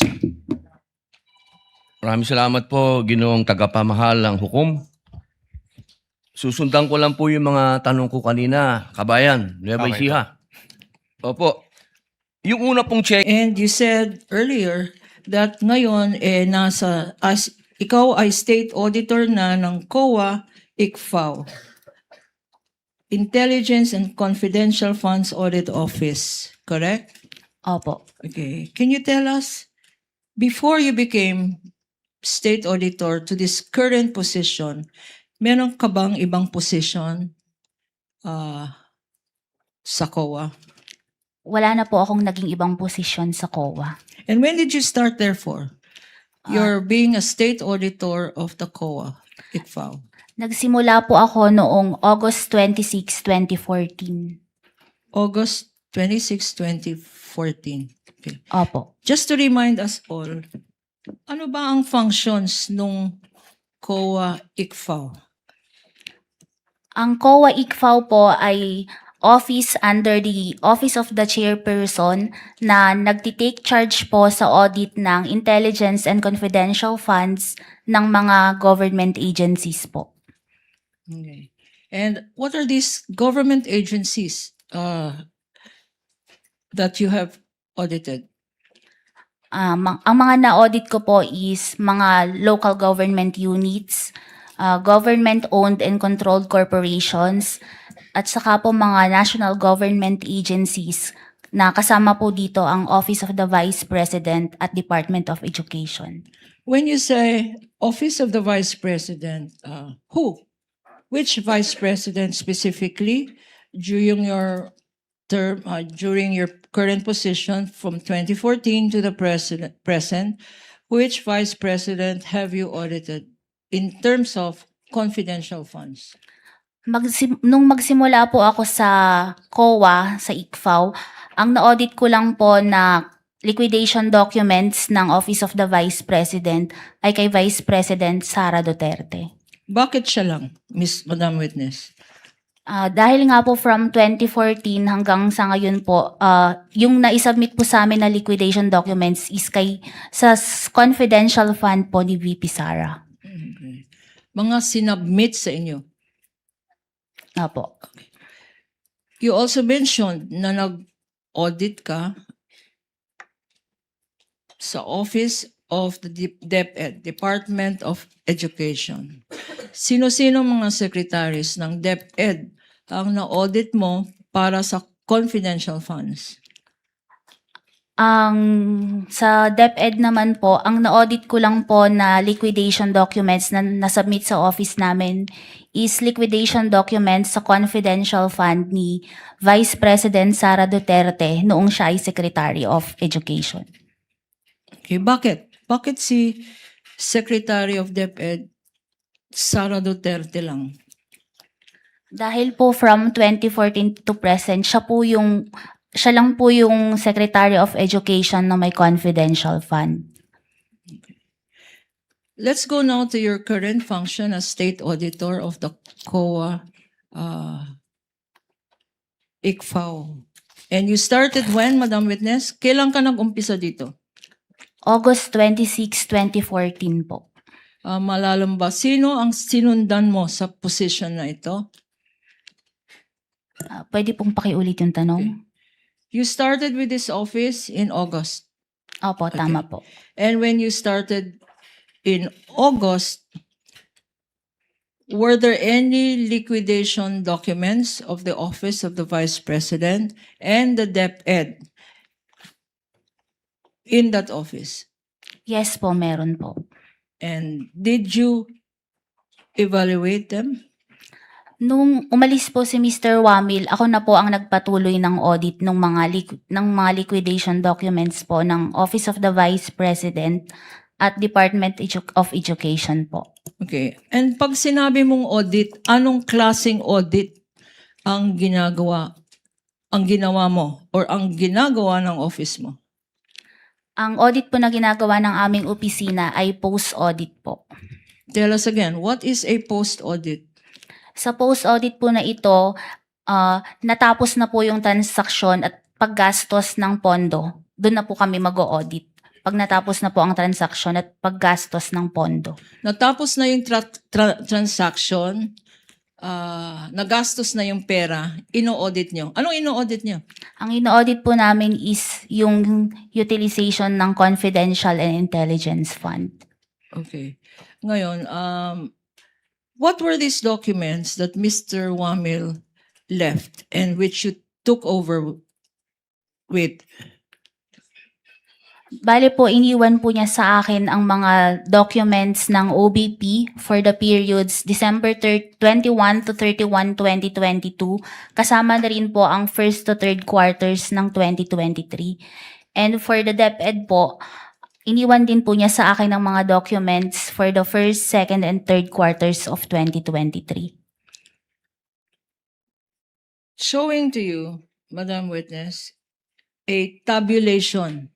Merong ginawang tabulation si Mr. Wamil at ito po ay minarkahan natin to cover exhibits P-1-8-1 up to P-1-8-848 covering 845 acknowledgement receipts for the period December 21 to 31, 2022. If shown to you, this tabulation and the supporting acknowledgement receipts. I think the court is inclined to allow for this one more opportunity to stipulate as to the acknowledgement receipts. Again, there is no it is not mandatory. The court is not forcing the counsel for respondent to stipulate on documents they refuse and don't want to stipulate. But since you have your own copies of ARs, and since the issue pertains to the chain of custody, after you submitted it to the COA, then the court would like to afford you the opportunity to compare it. Again, you need not stipulate on anything. You don't have to stipulate on a single one, but the court would rather give one more chance or one more time to try to do this, to save on the court's time, without prejudice. Again, to the respondent or counsel for respondent saying that they refuse to stipulate because they are different from the copies that they have. Counsel? Yes, Your Honor. Actually, we will agree to that proposal, Your Honor, but we provided, Your Honor, that we will not be forced to stipulate that the ARs are authentic, etc. And then the date and time, Your Honor, shall be mutually agreed upon by the parties. Of course. Of course, Your Honor. I think Of course, the date and time should be mutually agreed upon between Thursday and Friday. Your Honor, please. You asked for it. Because Your insofar Honor, as please. this witness is concerned, or give me one date on one time slot on Thursday and Friday which you can agree on after we adjourn. Your Honor, please, if I may add as well. In the marking of these exhibits, Your Honor, before the Honorable Clerk of Court, each acknowledgement receipt had 3 signatures.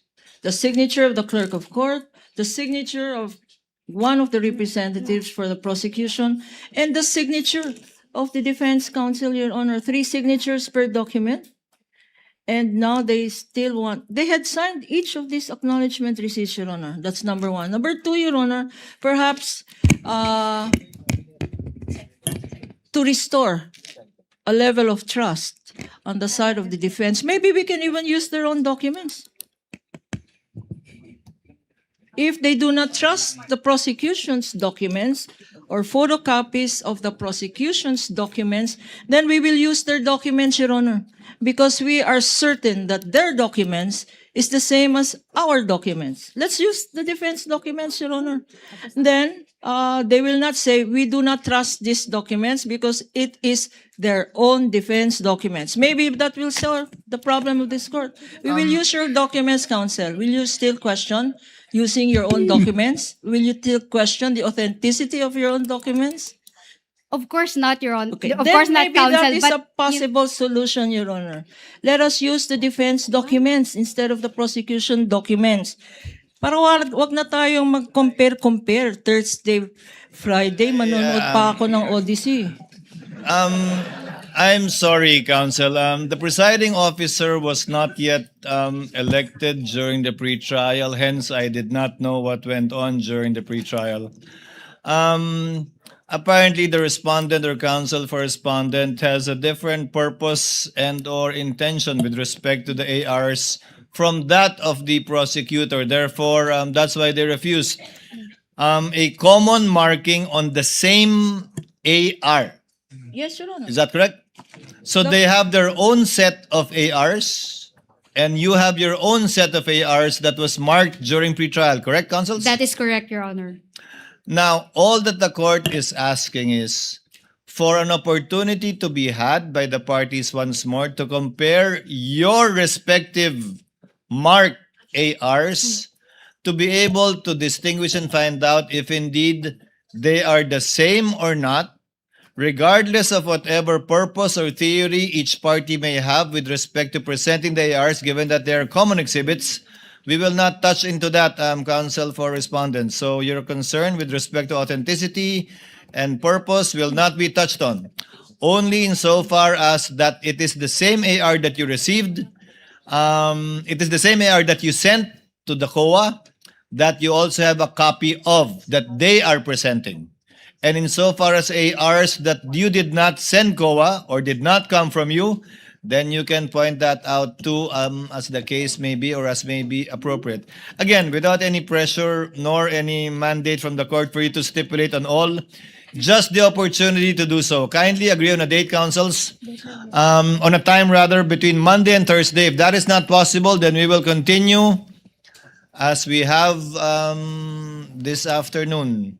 But kindly agree on a date. Court so directs the parties to fix a date and be able to present the same, be present before the clerk of court to compare the ARs they separately marked and to confirm if indeed which ones are the same and which ones are different for whatever purpose it may serve both parties, given that they are commonly marked. So ordered. Hailin, sorry, babalik ka. Wala tayong magagawa. Court will have to wind up at this point because otherwise we will be continuing with this prolonged marking of evidence, which will not only bore the viewing public but the senator judges as well, the presiding officer and the Senate President included. So we will have to cut it short at this point in time and discuss already some administrative matters before we adjourn in time for our session. Yes, Attorney Gabunan. Just one more ask, Your Honor. Yes, ma'am. Earlier in the proposal for stipulation, counsel for the defense kindly was kind enough to stipulate on certain documents, Your Honor, except for 10 documents, Your Honor. Since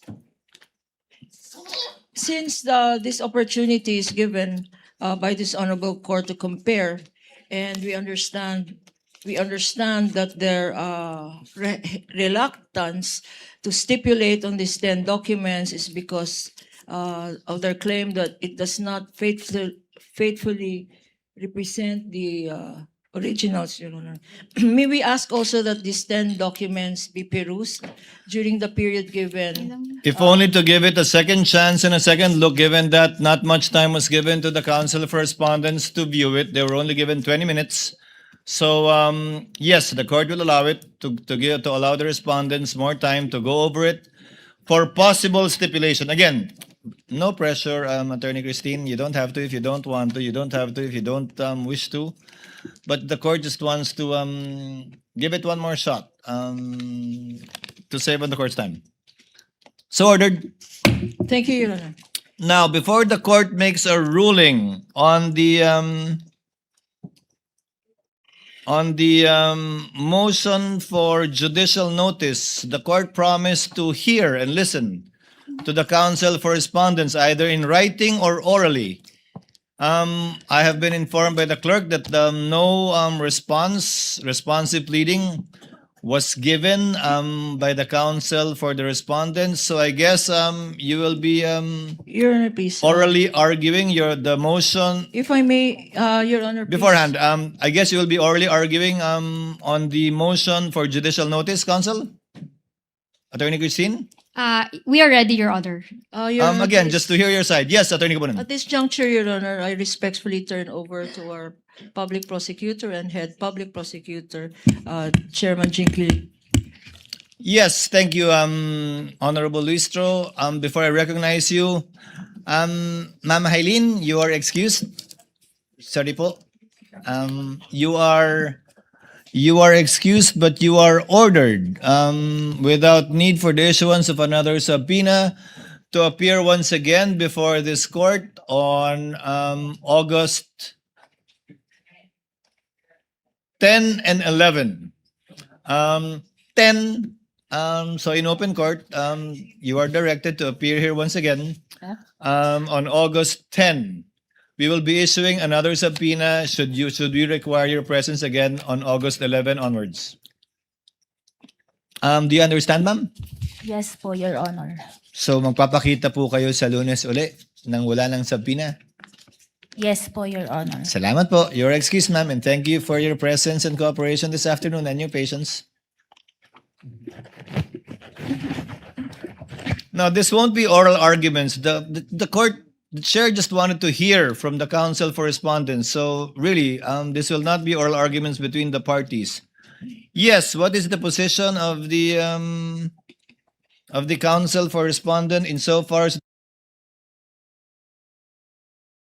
certain records of the House Good Government Committee and Public Accountability Committees, if I'm not mistaken. Attorney Christine, you'll be arguing? Yes, Your Honor. You may proceed, ma'am, when you're ready. Thank you, Your Honor. The defense would like to oppose the motion for judicial notice on the following grounds. Number one, the judicial notice rule cannot be taken of disputed matters. Number two, the respondent must be given an opportunity to be heard by way of cross-examination before the court admits in evidence the matters covered by the TSNs, the video recordings, and the committee reports. And number three, the proceedings before the COJ were questioned by the respondent before the Supreme Court as a fishing expedition and mini trial. On the first point, Your Honor, judicial notice cannot be taken of disputed matters. In Juan versus Juan, the Supreme Court defined judicial notice in this wise. Judicial notice is the cognizance of certain facts that judges may properly take and act on without proof because these facts are already known to them. Put differently, it is the assumption of a court of a fact without need of further traditional evidentiary support. The principle is based on convenience and expediency in securing and introducing evidence on matters which are not ordinarily capable of dispute and are not bona fide disputed. While the CGGPA and HOR COJ hearings were made public, we do not dispute that, Your Honor.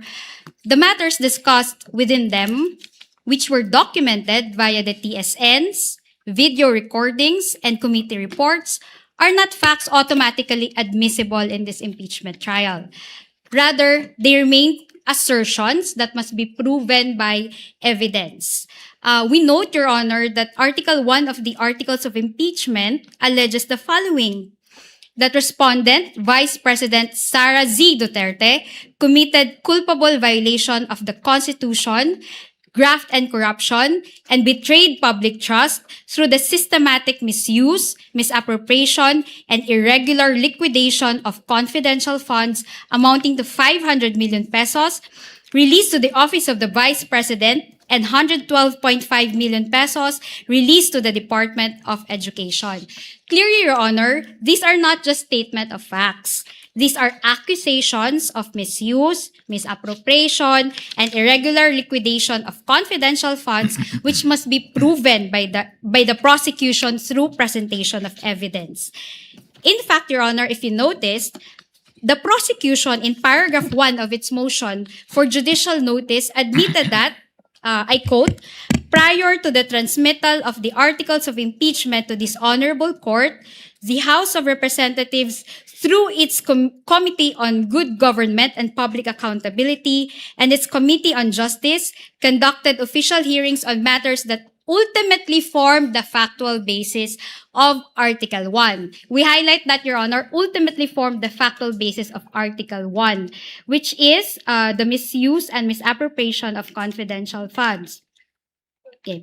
Article 1 of the Articles of Impeachment, as a continuation. These proceedings were officially documented through transcript of stenographic notes, or TSNs, official audiovisual recordings, and committee reports. I am just reading, Your Honor, I'm just referring to the motion of the prosecution. Thus, we cannot take the TSNs, the video recordings, and the committee reports as they are, Your Honor, without cross-examining the witnesses of the prosecution. The impeachment court cannot just take the utterances, testimonies, the questions and answers, and the interpellations during the COJ and the CGGPA hearings as factual findings and statements of truth without going through the usual route of evidence presentation. In fact, Your Honor, we are even unsure whether these videos are spliced, edited, or shortened, with due respect, and whether the TSNs are accurate and edited or modified as portions of the TSNs turned out to be different to our transcribed notes, which leads me, actually, Your Honor, to my second point. That because the matters covered by the pieces of evidence, Your Honor, which the prosecution would like this court to take judicial notice are exactly the matters that are being heard before this impeachment court, the respondent must be given an opportunity to be heard by way of cross-examination before the court admits in evidence the TSNs, the video recordings, and the committee reports. The requirement of due process is basic. It is the opportunity to be heard before the court, and affording the respondent the opportunity to cross-examine to cross-examine the authenticating witness serves a dual purpose, Your Honor. First, it validates the existence of the video recordings, the TSNs, and the committee report. And second, it verifies their accuracy and completeness. The Constitution explicitly guarantees the respondent's right to ensure that these pieces of evidence have not been altered, edited, or modified to fit the prosecution's narrative of Article 1. Consequently, the respondent is fully entitled to have all the observations, the objections, and cross-examination questions placed on record before the court admits these documents in evidence. It is also a matter of record, Your Honor, that the videos that the prosecution would like this court to take judicial notice were not played during the pre-trial conference, Your Honor. And it is with the understanding between the parties that there shall be subjected to proper authentication and identification during trial, consistent with the rules of court. And third, the respondent has directly challenged the House of Representatives Committee on Justice proceedings before the Supreme Court, Your Honor, characterizing them as a mere fishing expedition and an authorized mini trial, Your Honor. Consequently, the respondent declined to participate in these proceedings, maintaining that the HOR-COJ lacks the jurisdiction to conduct these trials. Under Article 9, Section 3, Paragraph 6 of the Constitution, the respondent submits that exclusive power and authority is vested solely with or in the Senate, Your Honor. That's why a petition for certiorari and prohibition was filed by the respondent before the Supreme Court. So we cannot stipulate, Your Honor, on the matters that were taken up in a proceeding that the respondent challenged before the Supreme Court. But crucially, Your Honor, the petition pending before the Supreme Court challenges the proceedings before the HOR-COJ only and not the actions of the Honorable Impeachment Court. This distinction, however, does not preclude any future legal challenges against actions that this court may take while sitting as an impeachment court. The respondent, Your Honor, was consistent in her position, Your Honor. In fact, in a letter dated March 24, 2026, the respondent through counsel informed the HOR-COJ that she cannot attend the mini trial and the fishing expedition being done by the said committee because of the committee's apparent lack of authority under the Constitution. The closing paragraphs of the letter state, and I will read the closing paragraphs for the record. In light of this, while the invitation for the respondent and counsel to participate in the committee's mini trial is well noted, we cannot, however, do so at this point on the ground that the committee and or the HOR, as well as any of its members, lack jurisdiction to conduct any form of trial or exercise any of its incidents. Absent such jurisdiction, any attempt to proceed in the nature of any form of trial or invoke powers ancillary to it is unconstitutional.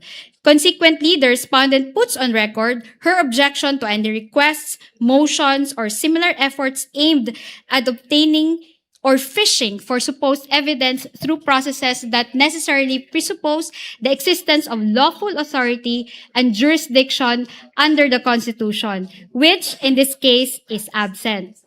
As timely stated in the appearance and consolidated answer, both made ad cotelum, the respondent does not waive any jurisdictional or other objections she has to these proceedings, nor her right to seek the appropriate legal remedies. Nonetheless, she is prepared to meet the charges against her in proper jurisdiction. And because of that, Your Honor, the court must decline to take judicial notice because the very validity and authority of the House of Representatives COJ proceedings are currently challenged before the Supreme Court. Now, on closing, Your Honor, on its face, actually, the motion may look like a plea for this honorable court to take judicial notice of the purported official legislative acts described by the prosecution. However, Your Honor, if you really examine the motion, Your Honor, in reality, however, the motion is actually akin to a public prosecutor, the House of Representatives, asking the criminal court, here the impeachment court, to take judicial notice of the complaint that was filed before the fiscal, here the HOR-COJ, and all matters related thereto, including those that transpired during the preliminary investigation without the need for presenting witnesses in court. That is actually what the prosecution is doing in our view, Your Honor. Dahil ang mga pandinig na ito sa House of Representatives ay siya mismong paksa ng paglilitis ng hukumang ito, at ayon mismo sa prosecution, those hearings became the factual basis for Article 1 of the Articles of Impeachment. Nararapat lamang po na ang mga TSNs, video recordings at committee reports na naglalaman ng mga tanong ng kongresista, pati pati na ang mga pahayag at sagot ng mga testigo ay patunayan ng prosecution sa pamamagitan ng pagpresenta ng testigo upang magpatunay sa katotohanan ng mga ito. In closing, Your Honor, would like to quote the Supreme Court in Juan versus Juan. The Supreme Court said, the article in the website cited by the RTC patently lacks a requisite for it to be of judicial notice to the court because such article is not well and authoritatively settled and is doubtful or uncertain. It must be remembered that some articles appearing in the internet or the websites are easily edited and their sources are unverifiable. Thus, sole reliance on those articles is greatly discouraged. The defense opposes the motion, Your Honor, on identical grounds. Salamat po. Again, these are not oral arguments, counsel. Chair had anticipated the position of the counsel for respondent. In fact, Chair would like to clarify. The Juan versus Juan case is the Lavandera Co case, right? Yes, Your Honor. Ito yung Lavandera Co na kumpanya na nireklamo violating copyright standards. Hindi ba na nag-judicial notice yung korte sa isang internet website na may copyright o yan? Tama po. That is the case. Okay, Chair will now make his ruling. First, with respect to the motion to set the conference for marking objected to by respondents insofar as number 3 is concerned.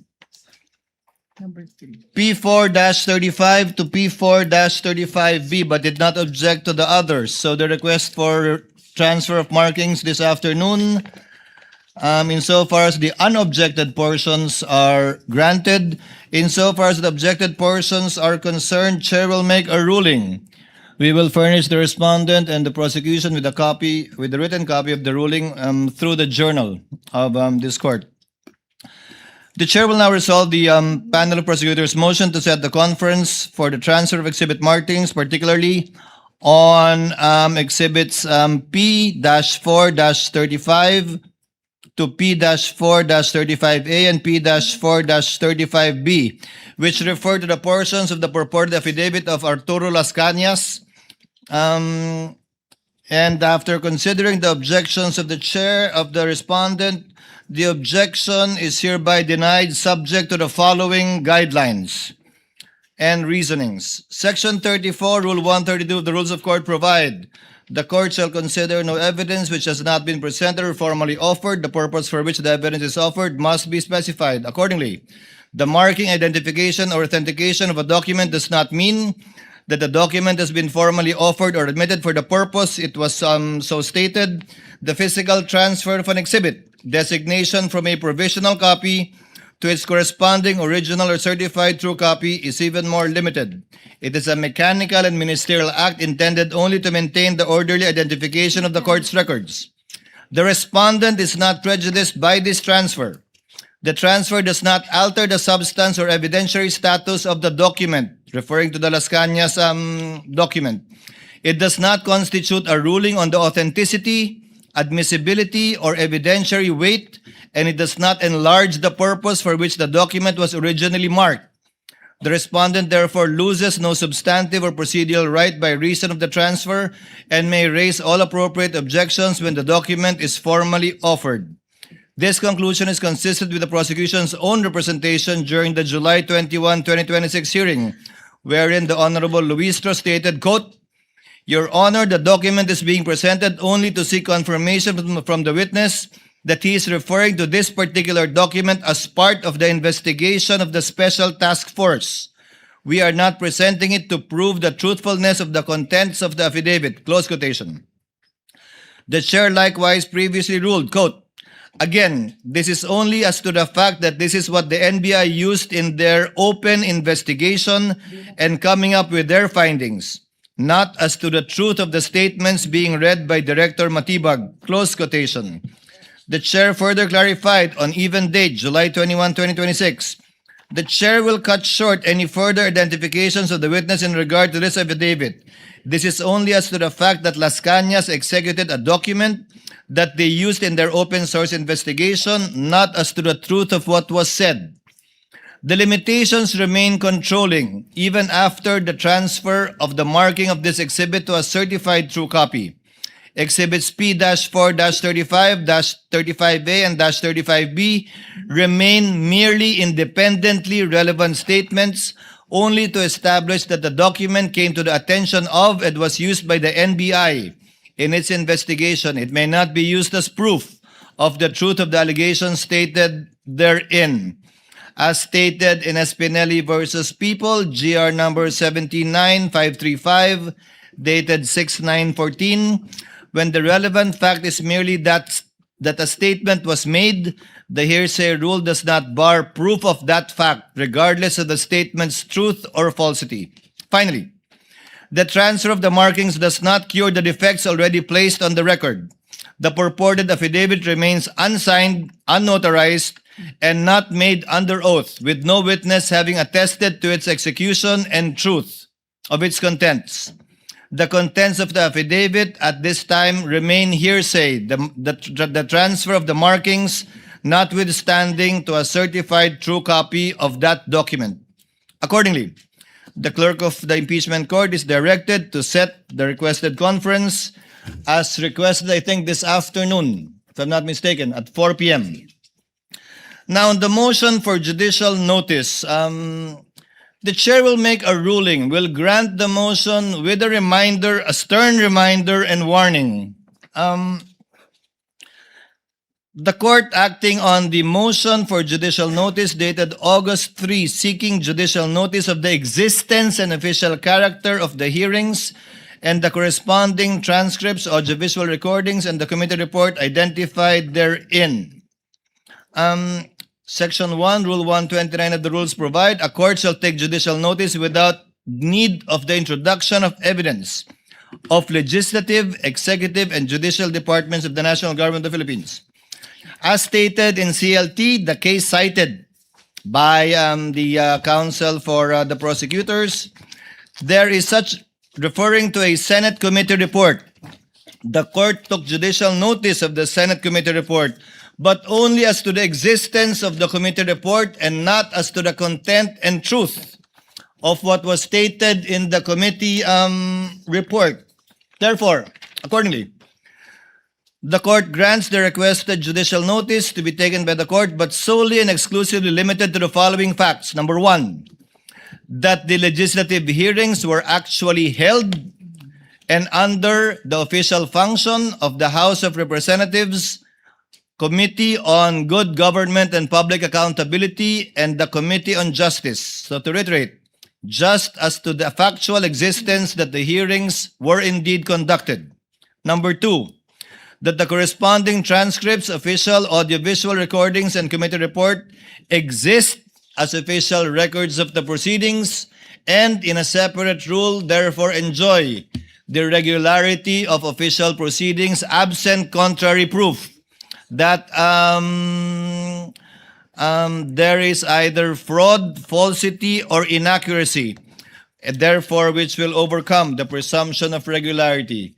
With a warning, having granted the motion only within the foregoing limits, the chair now states in unmistakable terms the precise effect of this ruling and reminds the prosecution, and should the time come, also the respondent, if they happen to cross this line also,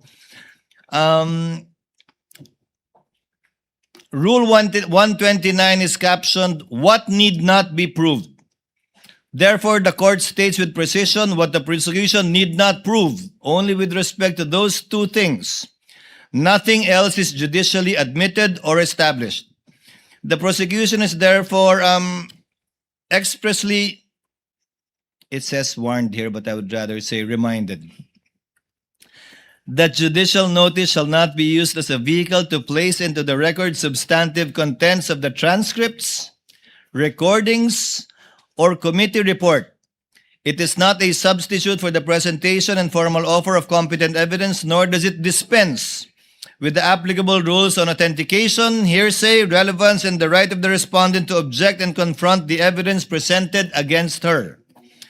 As the Supreme Court held in Magkamit versus IAS, PIDEA, GR number 198140, 12516, fair play requires that the respondent be given meaningful opportunity to rebut all the evidence presented against her. Therefore, consistent with the chair's prior ruling on July 21 in relation to the Las Cañas document, a witness will not hereafter be allowed to read in open court a third-party statement that is not his or her own, as the respondent would be denied the opportunity to rebut those statements and cross-examine the statements made by a third party. Again, to reiterate, the court does not take judicial notice of the truth of any statement made during the hearings, the correctness of any factual allegation, or the validity of any finding or conclusion in the committee report. Those matters remain subject to proof, objection, and the court's independent evaluation of their admissibility and/or evidentiary weight at the proper time. The prosecution shall not represent expressly or impliedly that this ruling establishes the truth of any matter contained in the identified records. Any attempt to use this judicial notice given for that purpose shall be rejected by this court, and the parties accordingly shall be duly reminded in course. So ordered.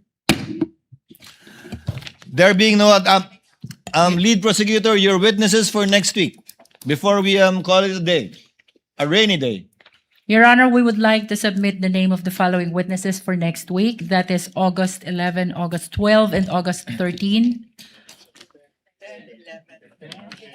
August 10, 11, and 12. One, of course, is Silene May L. Del Campo from COA ICFAO, our supposed witness today. Two is Marivic Pareja from Legislative Information Resources Management Department of the House of Representatives. Three is Gina S. Acosta, former Special Disbursing Officer of the Office of the Vice President. And the fourth, Your Honor, is Edward D. Fajarda, former Special Disbursing Officer of the Department of Education. That is all, Your Honor.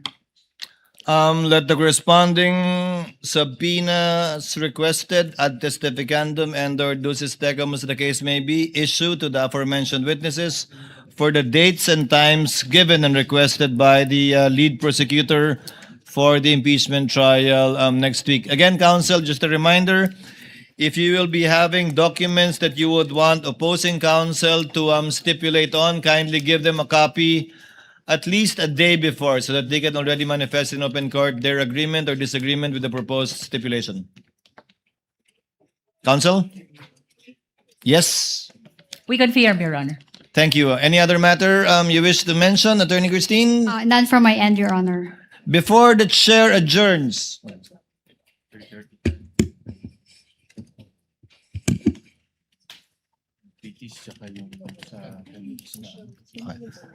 there being no other business to be taken up by the impeachment court at this time, the trial is hereby adjourned until 10 a.m. of Monday, August 10, 2026.